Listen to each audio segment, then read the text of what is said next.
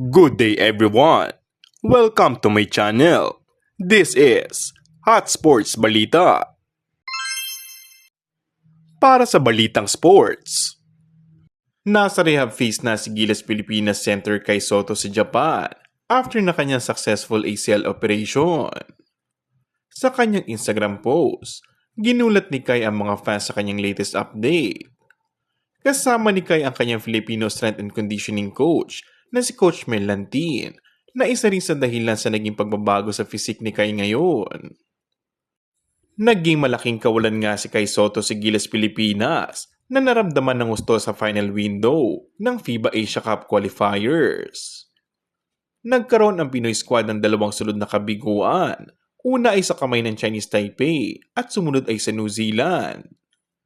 Dahil dito, nahulog sa number 2 spot ang Gilas sa final standing sa Group B, tangay ang 4-2 markings.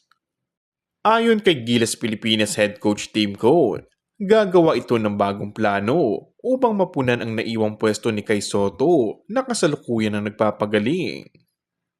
Aminado ito na malaki sana ang papel ni Sotto sa rotation ng Gilas, lalo na sa FIBA Asia Cup sa Agosto sa Jeddah, Saudi Arabia. Kung bago ka lang sa akin channel ay mag-subscribe at pindutin na rin ang notification bell. Maraming salamat!